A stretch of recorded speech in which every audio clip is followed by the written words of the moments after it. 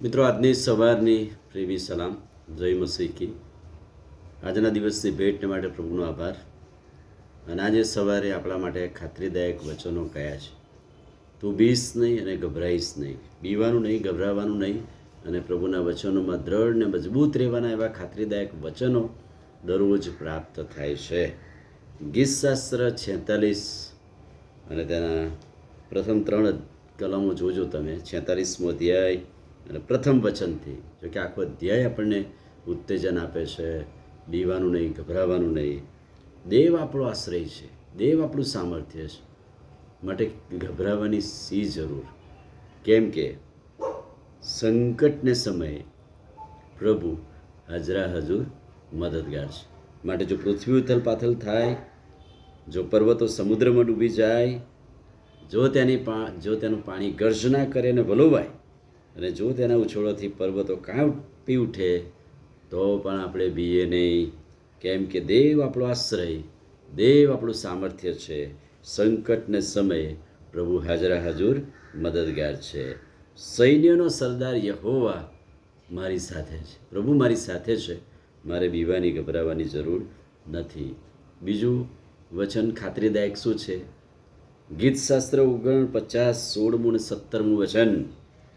જ્યારે કોઈ ધનવાન થાય છે, જ્યારે તેના ઘરનો વૈભવ વધી જાય છે, ત્યારે તું ગભરાતો નહીં. ઘણી બધી વાર બીજાના ધનવાન જોઈએ, બીજાનો વૈભવ વધે, ત્યારે આપણે ગભરાઈ જઈએ કે આપણું શું થશે.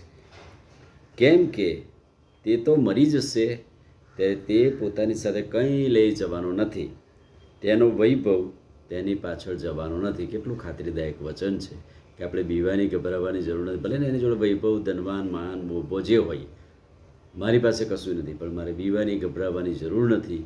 કેમ કે આખરે બધું ક્ષણિક છે. અને ત્યાર પછી ત્રીજું વચન, ગીતશાસ્ત્ર 56, 1-4 વચનો. માણસ મને ગળી જાય છે. આવી પરિસ્થિતિ જગતને પૃથ્વી પર હોય છે. માણસો ગળી જાય છે, મારા પર જુલમ ગુજારે છે. શત્રુઓ મને ગળી જાય, તેઓ મારી સાથે લડે છે. દરરોજની આ પરિસ્થિતિઓનો સામનો આપણે કરીએ છીએ આત્મિક જીવનમાં. જ્યારે મને બીક લાગશે આ બધી પરિસ્થિતિઓનો સામનો કરતા, ત્યારે હું તારા પર ભરોસો રાખીશ.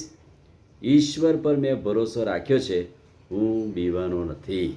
પ્રભુ પર મેં ભરોસો રાખ્યો છે. અને આજના દિવસે જે ખાતરીદાયક વચન એ છે કે આપણી સામે પડકારો છે, આપણી સામે જુલમ છે, આપણી સામે માણસો ગળી જાય, જુલમ ગુજારે, શત્રુ ઊભા થાય, પણ એવા સમયે ઈશ્વર પર ભરોસો આપણો છે.